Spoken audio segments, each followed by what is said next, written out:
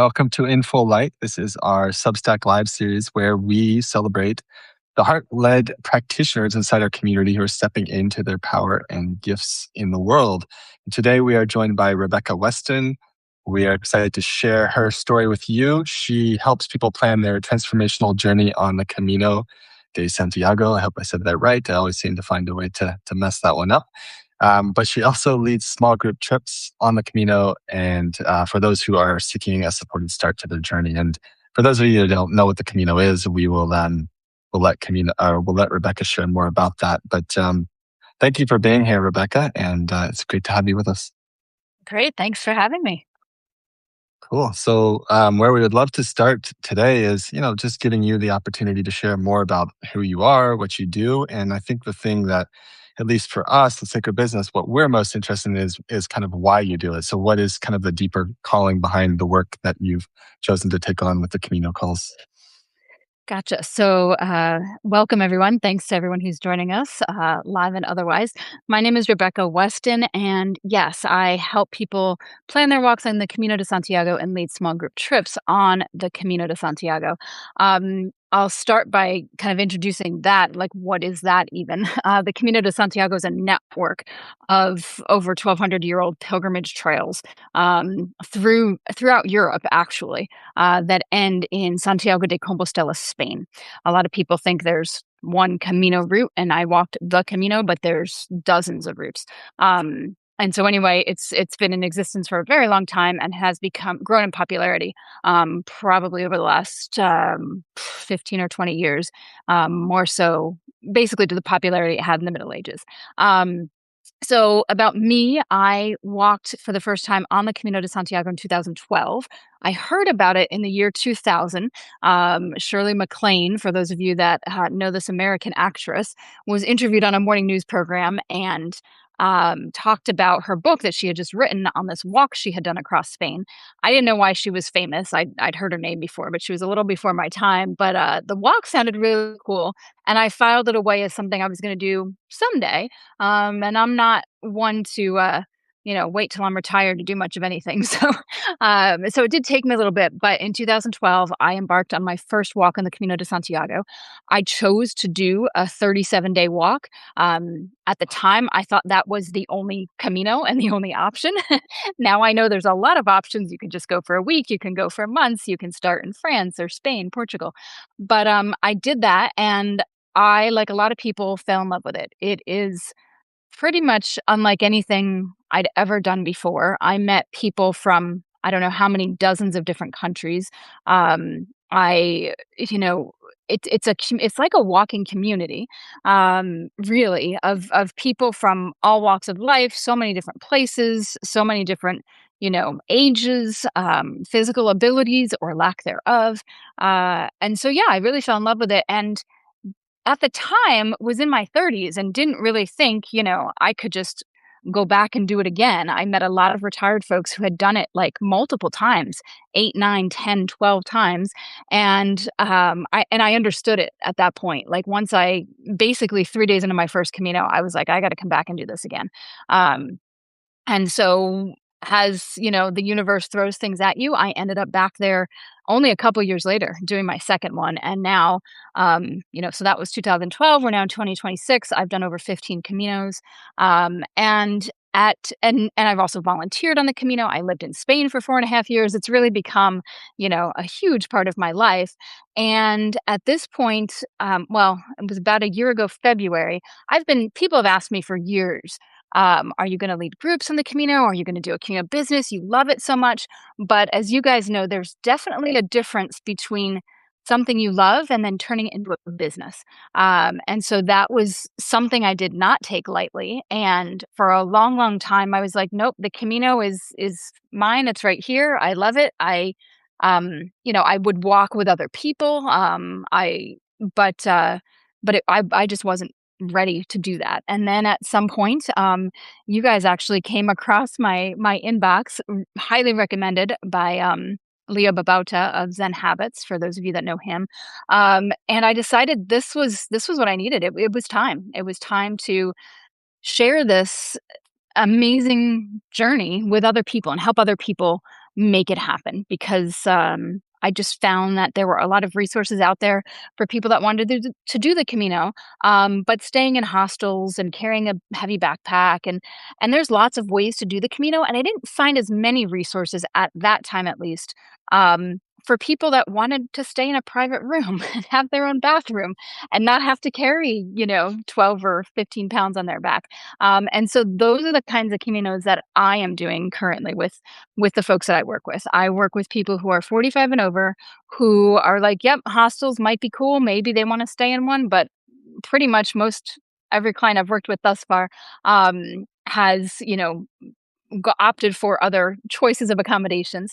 And so yeah, that's kind of where this journey has kind of started and led at this point. So kind of long answer to a short question. No, this is really awesome. And my next question to you is related to the transformation that people go through. But I think there's like maybe parts to that I would love to hear from you. Like one, what is your own transformation? And you keep coming back. So you probably keep transforming yourself every time you go. So let's begin there. And then I would love to hear from people that you've already helped. Gotcha. And so the transformational piece is a lot of people do the Camino when they are in some sort of transition. So I've met people who have just retired or who have just graduated from college, who have just, recently lost a spouse or very sadly a child or a partner. I've met people who are just looking to travel differently. They don't want to go to another destination and check off another bunch of things to see. They're kind of looking for different ways to experience another culture. And so the transformation, a lot of people do set out with an intention. But a good friend of mine, who I did my third Camino with, said you can't plan an epiphany. So it's not guaranteed that the reason that you go is necessarily what you're going to get out of it. And it's one of, like a lot of things in life, you might go out there with a certain intention, something you'd like to just kind of ponder, figure out, have some time to think about. But the Camino, they say, provides, and the Camino gives you what it's meant to give you, not necessarily what you think you need. And so every Camino I've done with an intention. Some I have been public about, some I have kept to myself. And I think, my first Camino, on the third day I was on it, I had the answer to my question. And actually, a lot of people start the Camino and they don't even know why they're there. And that was actually me on my first Camino. When people said, "Why are you doing this?" I would not consider myself athletic. I'd never done anything like this in my life. I hated gyms. I hated exercise. I mean, I am not your typical, like, oh, let's go do something physically challenging kind of person. But I just felt like it was something I had to do, and it was time to do it. And I didn't know until I got there my reason. And within 3 days, I had my answer. But by then, I was hooked, and I'm like, I got to keep going on Mm. this. There's more for this to teach me. So yes, the transformation piece is huge, and it's such a I mean, and there are people who will do this just as a vacation and they just go and they enjoy it and that's fine. And, not everybody's going to say, "Oh my gosh, I got this big message." But most people you talk to about the Camino love talking about it and can't wait to go back. In my, how many years are we at now of doing this? 14 years now. I have met one person who did a Camino and was like, "Nope, never doing that again." Which I get. It's definitely not for everybody. It's for a lot of people though. And for a lot of people that might not think it's for them, actually, I would challenge you to look into it because it is so accessible to so many people in so many ways. Yeah, I really like the fact that you actually, I think part of the work that you do and the beauty of it is because you turn that more accessible. Because like that for me, like it's on my list forever and I've never done it and I would love to do it. And I want to do your way, just so you know. Me too, by the way. But I think the way you do it, it's just like, hey, you don't need to be like an athlete. You don't need to be training for like years. You don't need to be tidy. You don't need to be fit. You don't need anything. Like you just need to be willing to go and, walk, I guess. And we're going to find a way for you to do that. So I really appreciate that, this is for everybody if you're willing to do it. Can I interrupt there for a minute too? Yeah. Because I don't want to make it out to seem like it's a piece of cake to do. It is not easy, but that does not mean that it's not accessible. So yeah, there are people that show up with no training whatsoever. They decided last week it's time, I'm going to go do the Camino, and they show up and they do the whole darn thing, and they make it through. Maybe they've got blisters, maybe they sprain their knee, whatever, but they make it.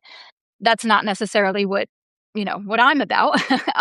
I do teach people, what I do for training, what I recommend you do for training. We talk about what to bring with you and how to kind of, I always tell people, the Camino is going to be challenging. You don't need to make it any more so. So some people are like, oh, but aren't you supposed to carry a backpack? There's no rules on the Camino that say you have to do it a certain way, which is one of the things that I love about it. But yeah, so I just wanted to put that little caveat in there that just because I believe it's so accessible to so many people doesn't necessarily mean it's easy. That's great. Thank you. Thank you for pointing that out. And you kind of spoke a little bit about at the beginning when you got like us in your inbox and recommended by Leo, and you decided that that's like, hey, this is the moment, like I need you. But like, can you share a little more, like why this matters so much to you? Like what was the turning point? I'm sure like the email maybe was like, oh, there is something that can support me, but there was something before that. So what was that for Oh, yeah. you that you like, I need to follow that? Yeah, I think it had been something. I think there's I wrote a post, one of my first posts actually on Substack, about how, there's not necessarily these people that are like, "Oh my gosh," and then all of a sudden like overnight success. It's like, no, it's actually most of the time it's not overnight. They've been thinking about it for years, working on it for years, doing things for years, but this moment looks to the public like, oh my gosh, it just suddenly happened. And that was the case for me. I'd been thinking about helping other people get on the Camino for years, but just for whatever reason it wasn't the time. So you're exactly right, Carolina. It wasn't just, oh my gosh, I saw this email and it's time to start this business. No, I'd been thinking about it for years, and at the time, um I mean, I was getting closer and closer and closer to it. I mean, I was living in Spain at that point. I'm now a citizen of the European Union, which means I can go back to Europe, pretty much as frequently as I want. So much has happened, uh, you know, that kind of just kept showing me, like, if you talk to my husband, he'll be like, "I know you should have done this like years ago," but I needed to be ready for it. And I think there was a combination of things. One of the things was when we moved to Spain, which we did in July of 21. Life over there goes at a different speed, and it's a slower speed, not for everyone, but in general, things don't operate over there at the speed that they do in the United States. Um, and I say over there because I'm in the United States at this very moment. 2 days from now, I will be in Spain again. So if you're getting a little confused, why is she saying here versus there? I get around. Um, so yeah, there was this slowly growing interest. Then I got to Spain where I could actually slow down myself and really feel like, okay, I am starting.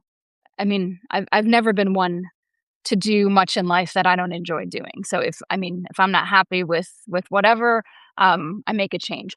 So it's not like, I had been slaving away in some job for years. I only do things I enjoy, until I don't enjoy them anymore. And so, I but this having this time, it was like a gift to be able to have that time to just process, what do I want my life to look like? I I love I just love working with people in general. I love teaching, and I just have a wonderful gift for working with people over a certain age, and whatever age you want to call that. I say 45 and over on my website just because, um, I'm about to turn 50, and I felt like I couldn't advertise something to people that I wasn't even their age yet. But I do have a gift with working with people 65 and over. So most of the people I work with have been thinking about this for years. And so I same thing in Spain. I mean, every time I came back and told my husband, "Oh, I met somebody." He's like, "Let me guess, they're retired." And it's like, "Yes, they are."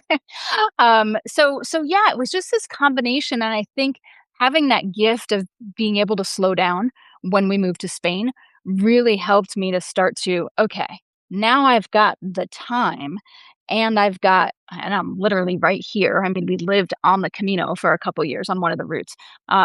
So yeah, it was, and then I think it just was all those pieces that come together. Like, you guys have said, I mean, you put something out there to the universe and the universe shows up. So I'd never heard of you guys before, but I'd been following Leo for years. But I mean, this has been, being part of the Sacred Business Network has been so helpful for building my confidence and my ability to start this business at this point in my life. So thanks for that.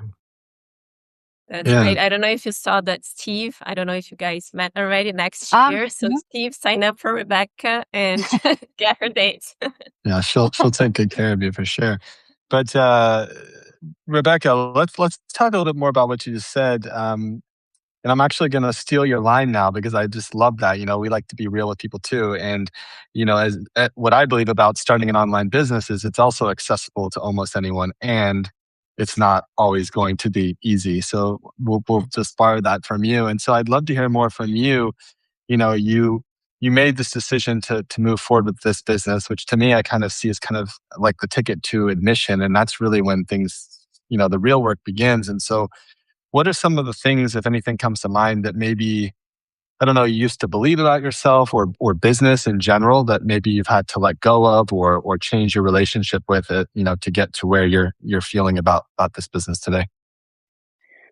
I think one of the things was just believing that I was of value enough. My knowledge and skill set were of value enough that people would want to pay me to help them. And I think because I don't know necessarily know why, but I grew up in a culture I grew up Catholic. I grew up doing lots of volunteer work. You give of yourself freely. And I thought, there's tons of resources out there about the Camino de Santiago. What do I have to offer? That either is not already out there or is out there, but people just don't know about it. And it took me a little bit to recognize, no, wait a minute. I mean, I've done this thing 15 times. I've lived on the Camino. I've volunteered on the Camino. I speak Spanish. I mean, it's there are plenty of people that there are companies that you can hire that'll just plan your walk for you. But I'm more one-on-one, very personal. Especially when I do my trips. I mean, I'm literally walking with you for the first 3 days. So it took me a bit. That was a moment for me to recognize. And I think it was one thing that Carolina was really good about pointing out in the Mm. beginning of like embracing your knowledge, your power, your skill set. Like, yeah, I have. It was almost like, who am I not to share this with other people? Like, one of my big things is I want people to be able to do this. If you want to do the Camino de Santiago, I want you to be able to do it.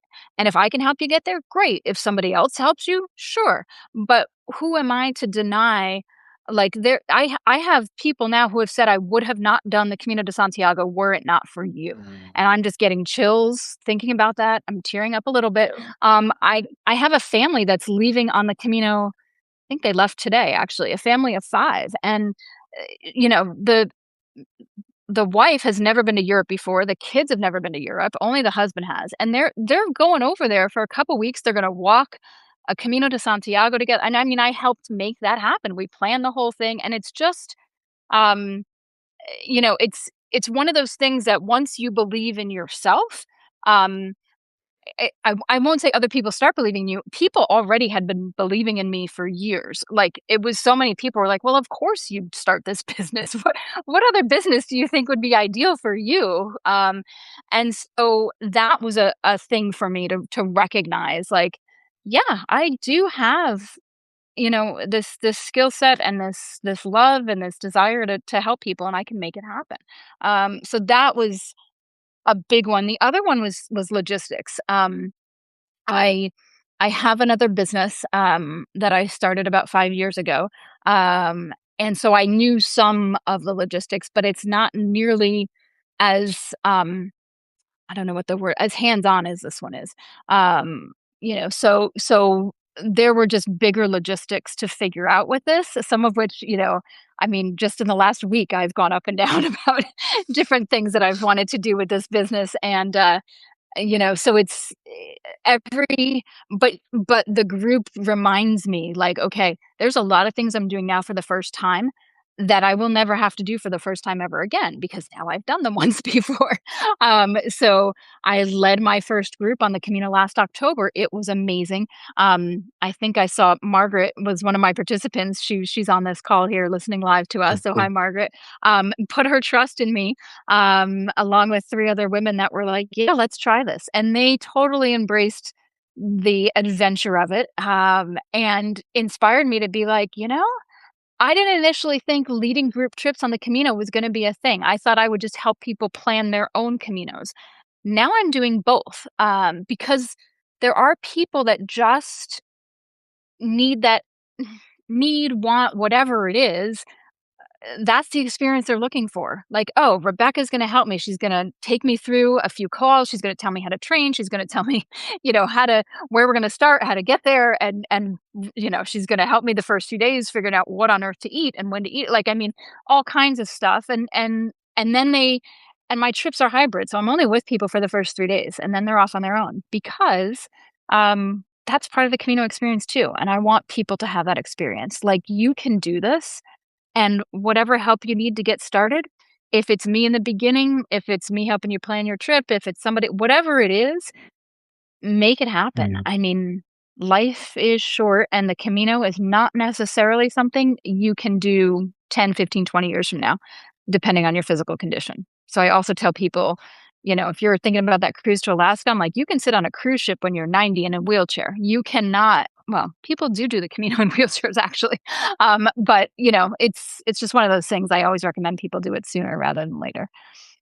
mm, Thank you. And I just want to say thank you for sharing the embodiment of self-authorization, which is a huge thing that we talk about. It that's not something that comes from here. And if you're listening now, or if you're listening to the recording, and maybe you have something in your heart, just the way you're sharing, Rebecca, that like it keeps knocking on my door. It never goes away, right? Like you start receiving, like, oh, I want to do this, but it doesn't make sense. And then if you try to explain, like to your mind, well, all the information is free there. Like people can find everything out there. And then you're kind of like trying to find a reason, and not everything has a reason to exist, but the calling was there and you're like, yeah, maybe. And receiving the feedback from people that like, I would never done it if it was not for you. I think this is like the proof of like, there is something here that this do not understand, and you will understand eventually, but maybe the first step needs to come from here. So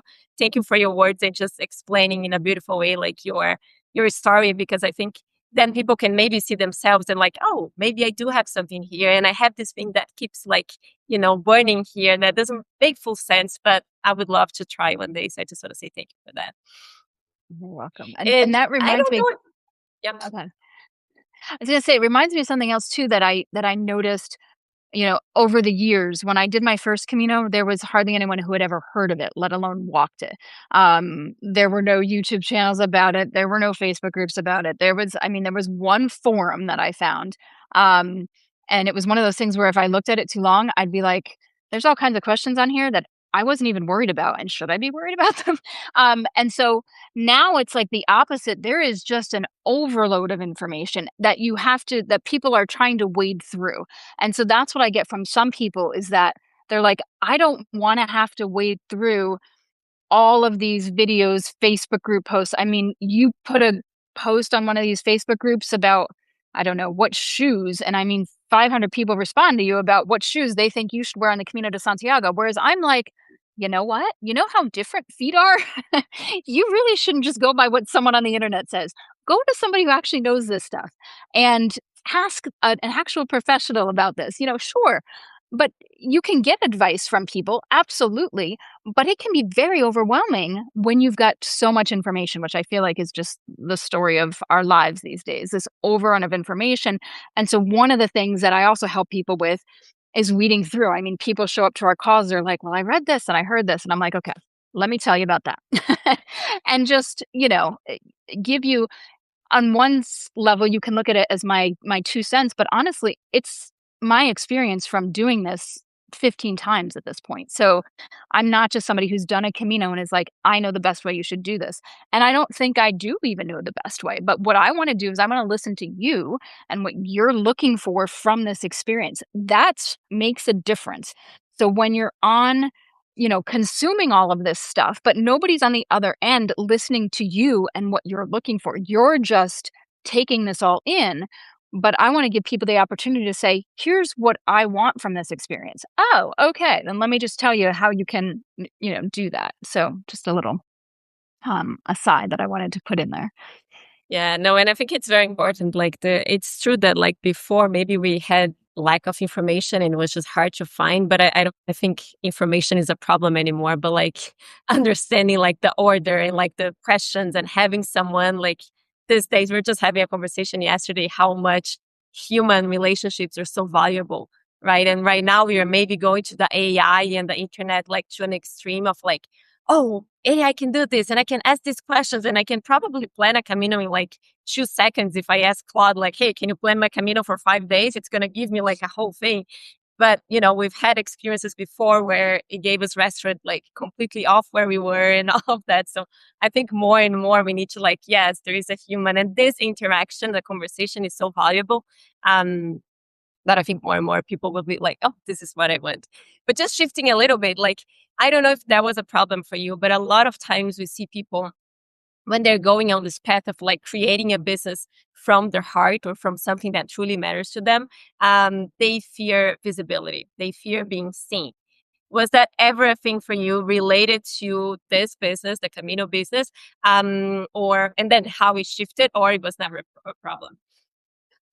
I don't I love, teaching. I don't mind speaking in front of groups. So that kind of visibility I'm fine with. The visibility issue that I had was, am I, ready enough? So do I want to do this interview yet when I haven't done this and this on my Substack or on my website or whatever? And it's it's kind of at this point now where I'm like, you know what? I'm going to I'm gonna do what I can, and then I'm gonna just keep going, and things will, you know, it'll either work or it won't or whatever. I mean, I just finished the finishing touches on my group trip for September, literally this morning. And it was a whole process, and there was some hesitation there, on even like doing this interview because I'm like, well, what if my group trip's not ready and da da da, and it's like so what? I have a waiting list. People can ask me about it, whatever. So I think there was some of that of like, if I put myself out there even more and I don't have all of this stuff ready in the background. But there's this big hot topic now of like build as you go or whatever they call it, that you don't create everything ahead of time, that you kind of create it as you build as you go. And my lovely folks with my first Camino trip, yeah, as we needed documents, I built them and I sent them out, and I mean, and now I have it for this next trip, but then I'm going to do another trip that's going to be a completely different route and I'm going to have to start all over again, but it doesn't it feels a lot better to create stuff, not spending months working on fine tuning and creating something because that just drains me and it's just like you can fine tune forever. I'd rather spend the time, engaging with people and teaching people about the Camino, writing my newsletter, whatever. And when it's time to, you know, give you more information, okay, boom, I can bang it out because I've got it in here. Some of it I've already got written because I've been teaching people how to do the Camino for years. I've taught classes on it. So it was also nice to recognize. So the visibility was one thing, but then the other thing is I have the information. It's either written down somewhere or it's in my head because I've done it all. So yeah, those were a couple of those struggles with visibility for sure. Yeah, it's very Yeah, nice the way you said it, and I'm sure Phil can share more too, because this is what we see. Like, I don't think this thing of like refinement is because I care too much, more often than not, is the pattern of I'm not enough. And then you will never be enough if you're trying to create and be ready here, because the process that you described is like, this is the process of getting ready. It's like, this is what I have. One person signs up. This is what I need now. I didn't know that I needed this, and now I need to create it. And like, this is the co-creation with life. And Yeah.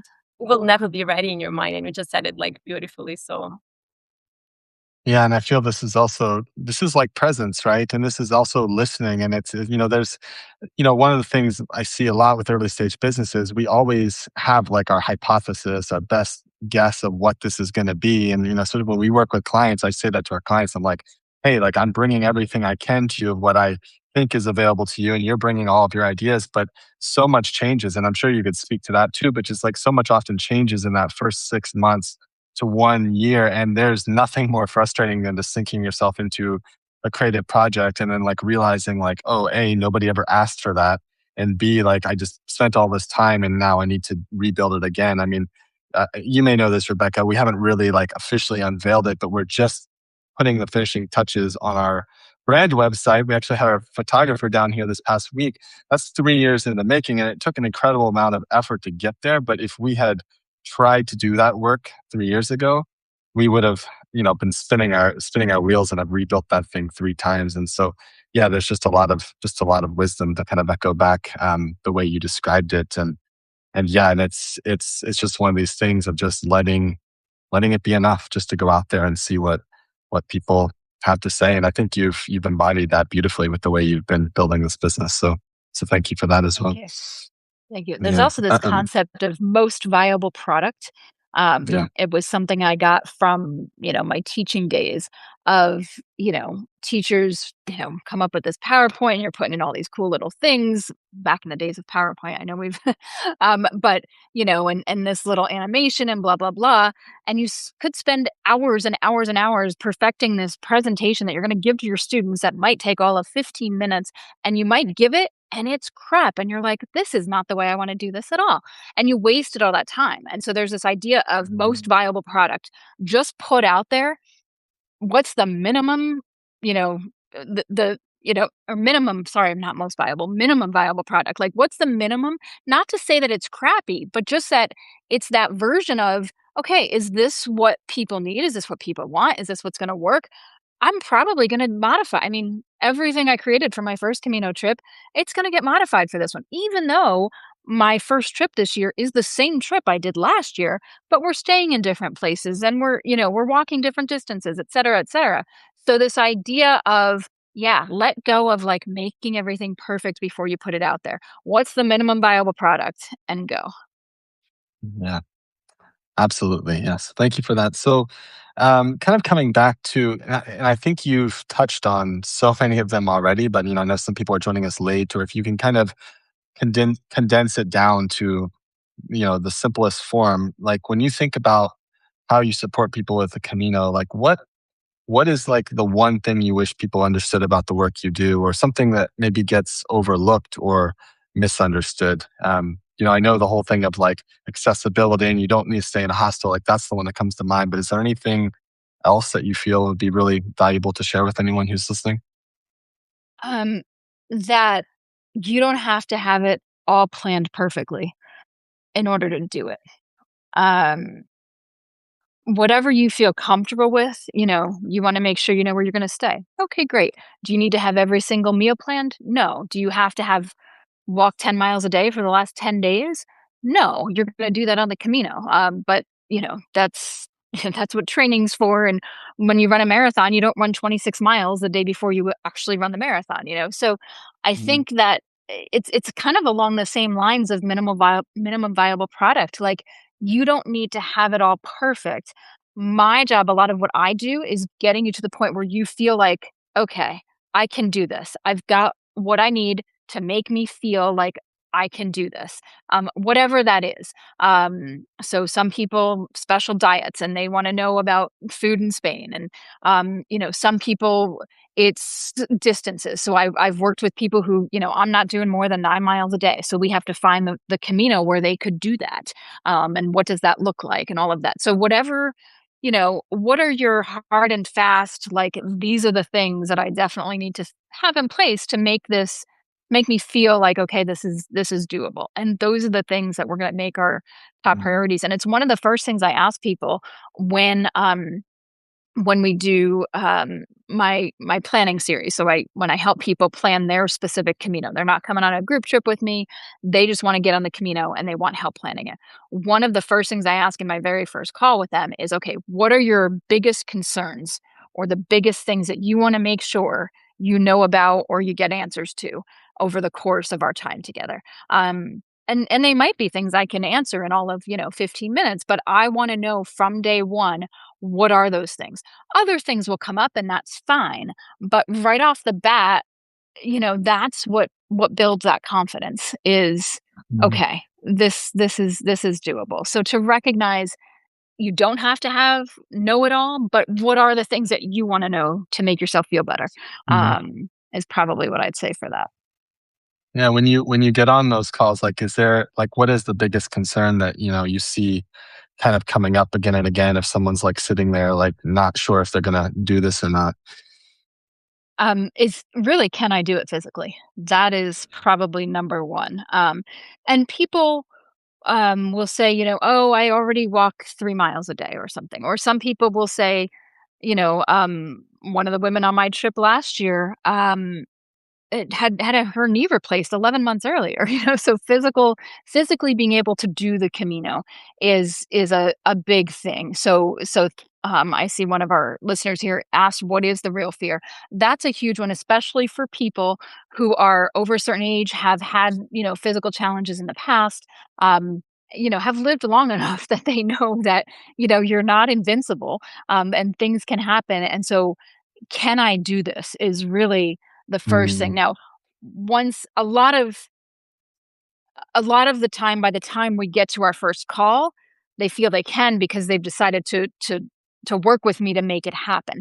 But there is still some of that residual, like, okay, well, what if this happens? What if that happens? So we go over, healthcare in Spain, we go over travel insurance, all of those things. So some of those, like, kind of literally, physically, how is this gonna work? How am I gonna make this happen? Is probably one of the biggest things that I see. It's mm, very interesting because it seems that um, just like the physical preparation, let's say that people are practicing their bodies, there is probably more maybe of like a mental preparation, right? Like of training the mind to believe that like, hey, I Yeah. can do this too. And I think this is like a big part of your work, the way I'm sensing here. Um, Mhm. yeah, somebody just said role playing is a great exercise. Mhm. Mhm. Yeah, mhm, yeah, role mhm, playing and also just, the experiences of, sometimes people will bring me a question and I'm like, "Oh, yeah, let me tell you about that." And they're like, "Oh, that's it? Like, that's all that's all it takes?" I was like, "Yeah," for example, the luggage transport, I remember somebody saying to me, "So this whole coordinating the luggage, getting from your first point to your," I'm like, "Are you kidding me? They've been doing this for years. Let me tell you," and I help people set it up. I mean, it's not every website is a piece of cake to use, and that's kind of more of the challenge than actually, will your bag get there? Yeah, your bag's gonna get there because these guys have been doing this for years. It's their business. If a bag doesn't get there, it's gonna get out pretty quickly that they're not good at their job. um, so some of those, I would say, a lot of the things that people come to me, it's all of those fears, the what ifs. And there's a phrase that I first heard on the Camino, don't let your fears load your pack, or don't let your fears weigh you down. So what are those fears that are weighing you down, and let's address them, and what are they? And to your point, Carolina, yeah, it's the physical, but it's also that mental of believing you can do it. And so part of asking me, do I think they can do it, is to give them that mental belief that they can. And then I supplement that with stories. I mean, the 89-year-old guy I met doing the Camino with his three sons. I mean, I have just so many people I've met that it's very hard for me to meet someone and be like, yeah, I don't think you can do this. But yeah, the mental the belief in yourself and your ability to do something like this. And it's one of the reasons, if we go back way back to the beginning, why this is such a transformative experience. Um, because even for me, I mean, I'm getting chills just talking about it. The first time, I'll never forget when I got back, my mother said to me, "Oh, your sister and brother-in-law," although she says she doesn't remember this now, but my mother told me, "Your sister and brother-in-law had bets on how long you would last." Hmm. And I believe it, because it's not anything like I would have ever done. Did I think I wasn't gonna last? I don't think I even let myself think that far ahead. I just thought, "I'm just gonna keep going and see what happens." So yeah, that mental game is a huge piece of this, and without saying specifically, "Oh, that's what I do," but it's really what I am doing by answering all these questions and making sure you feel ready to go, is that your head is like, "Yep, we're doing this, we can do this." Hmm. Yeah, and I can totally see the transformation and how powerful it is, because it's almost like, well, if people are in that space of like they don't believe, but they want to believe, and then they actually do the walk, then part of the integration when they go back, it's like, hey, if I could just shift my beliefs and now I was able to do it, like what else in my life, right? So it's how you bring the Camino, and I think I heard you say that, like how you bring the Camino to your everyday life after that, because if I now believe that I can do this, maybe there are other things in my life that I didn't believe I could do it. And now I'm like, if I shift a little thing here and, adjust and maybe get support or something, like now I can do it. Yeah. And Hmm. that's the next thing that I'm gonna be adding to the business, is like a monthly group of, to help people like take those lessons from the Camino and apply them to their lives, whether or not they've walked one. Because so many of the things, the Camino, it's a microcosm for life. There's just so many things like that, that if you just had, this group of people who are there for you to be like, "Yeah, you can do that. I think you can do that. Here's some ideas on how to," um different themes based on the Camino of, what, and that's a big one, what's something you've been avoiding that you didn't think you could do that potentially you could, but you need whatever, some support, some information, some advice, and how can we make that happen, or help someone make that happen. And so my vision for this is that it's not just the Camino, but that it becomes something bigger than the Camino. And for people who do the Camino, yeah, the Camino is such an influence in your life, because you're exactly right, Carolina. It is something so much bigger, um, to be able to say, "Wow, look what I just did." Like, what else am I capable of? Hmm. That's beautiful. I I think this is the question I find the most fun to ask, and it's been really fun to watch you on this journey. Like, what are you the most proud of? Like from the start of Camino calls, like maybe in your results, but more so even just like who you've been becoming through this process yourself. What would you say you're most proud of? You're gonna make me tear up now. I think what I'm most proud of is that I've kept going, because I think for so many people starting a business, um, you there are so many obstacles. There are so many things that you're like, "Oh crap, I never even thought about that. What do I do with that?" And anybody out there who has started a business knows this. And and it's when you're on your own as a solopreneur, it's hard to keep going. But when you've got this group of people that you can message and be like, "I'm having a crappy day. Let me tell you what just happened." And all these people respond with, "I totally get that. I've been there." Give you some ideas or give you some support. I mean, um, I think the thing that I'm most proud of is that I've kept going, but I want to kind of make it clear that I didn't do that on my own. It's with the support of a group. And so it's almost like I would even extend that to say, I'm really happy that I chose to be like, okay, I need a community to make this thing go, to help me get this to where I want it to be. And so I'm really proud that all of these things that have come up, um, not only have I had the support network, but that I've also been very vulnerable and said some things sometimes like, here's what's going on with me. Like I, here's the latest craziness, and how am I going to get through this? How am I going to? What's the process in order to whatever? And so I think those are some of the things that I would say, I'm most proud of at Yeah. this point. That's awesome. And I love that you show up that way, by the way, because not only does it allow that vulnerability allows you to be supported and I feel you've received the gift of that, but also it shows everybody else like, hey, I don't have to have it all together and just, especially in a community like that, just have put my best face forward and act like everything's going perfectly splendid when it's not necessarily. So I think that you have been a great role model and leader in our community in that regard of like letting people see like, hey, I could just like show up as myself and it's all good. So I would thank you for that as well. Yeah. And it's part of the Mhm. process. I think a lot of things like on Substack, there's a lot of people that have tons of followers and they've, made their millions and whatever. And a lot of that stuff, it kind of turns me off because I'm like, show me real people. Like, I get that they are real people. They've made tons of money. That's great. But I love what you guys are doing is taking us back to, okay, let's really talk to somebody in the thick of the beginning of it. Because it's just, when I was a teacher, I would tell, families sometimes, the parents, I would say, if your kid is down here and I tell them they can get all the way up here, that's really hard to see. Initially, if I just tell them they can get here, they're more likely to believe me. And so I think that's something that I like that you guys have done is it's not all people who are already here and I'm here like trying to make this work. You're showing us some people that are, in the messy middle of this. And we're also seeing successful business owners who are still in the messy middle. There's always that going to be some of that. But it is inspiring to see some people that are still in those beginning stages as well. So I appreciate that you guys have shown us that as Mhm. well.